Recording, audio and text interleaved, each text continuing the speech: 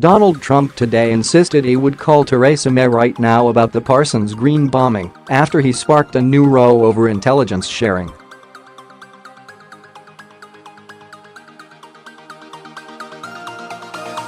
The president claimed in a Twitter rant that Scotland Yard had the bomber in their sights ahead of today's attack, implying officers had a suspect before the explosion.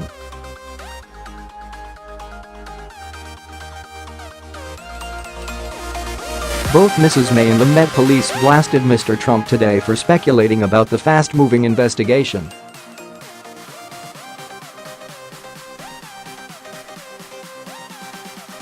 A backlash was growing as MPs told Mail in Line the U.S. must not undermine a crucial intelligence-sharing relationship.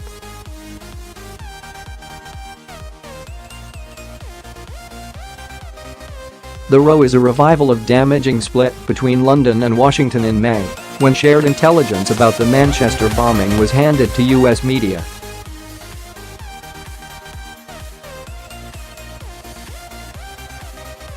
Standard UK police procedure in the aftermath of any terror attack is to keep the identity of any suspects confidential.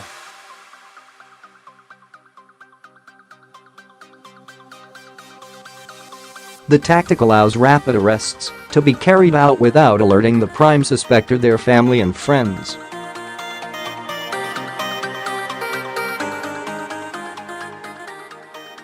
Mr. Trump's used today's tirade to promote his plans for a travel crackdown on Muslims wanting to visit the United States.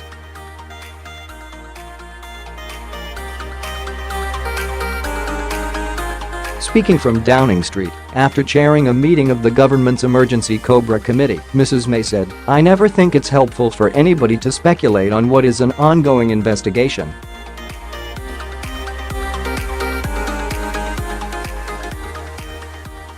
A Met Police spokesman said, "The comments are unhelpful and pure speculation. If anyone has got any evidence or information, please contact the anti-terrorism hotline."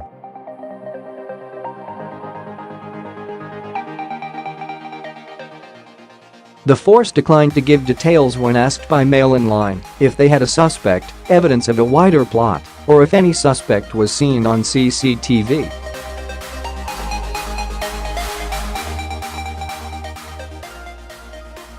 He said, "It is insulting to the victims of this attack that Donald Trump is already using it to try and further his divisive political agenda."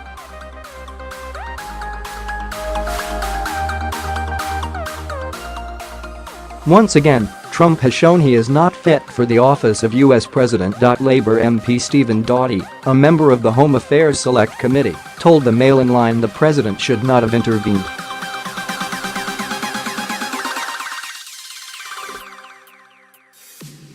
He said, "The full focus must be on allowing the police and security services to do their job, and those responding at the scene to the emergency and tending to those injured."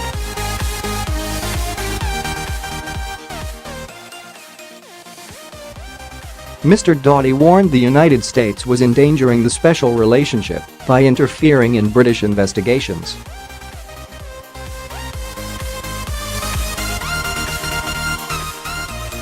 He said, "It has the potential to not only undermine a vital relationship, but also to prejudice investigations into this and other incidents."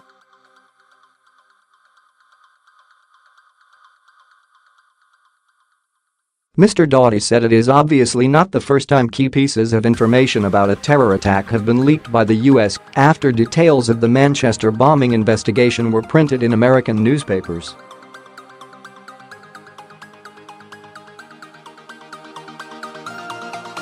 Mr. Timothy tweeted, "True or not, and I'm sure he doesn't know, this is so unhelpful from leader of our ally and intelligence partner."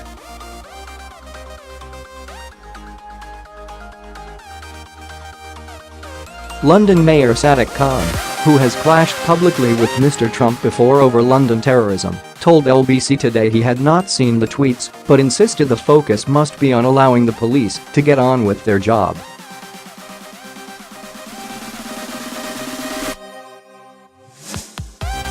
He said, "What is important is cool, calm heads are heard now." Mr. Trump's tweets could reignite the diplomatic row between the UK and the US over the leaking of sensitive police information.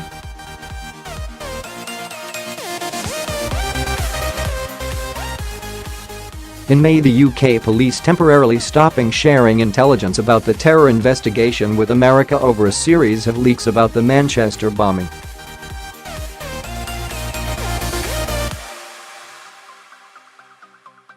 It is understood American law enforcement agencies had the pictures for only a matter of hours before they were handed to a journalist from the New York Times.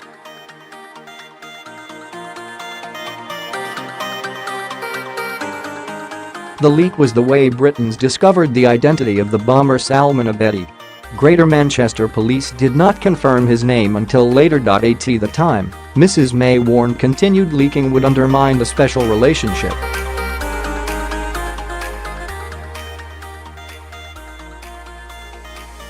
She told reporters the ties between Britain and America was the deepest defense and security partnership that we have, but she warned it was built on trust.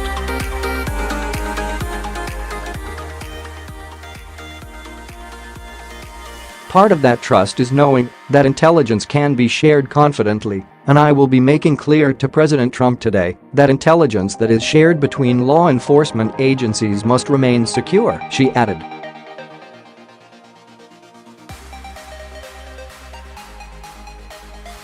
The latest version of Trump's travel ban, initially announced in a botched late January rollout, calls for a ban on people entering the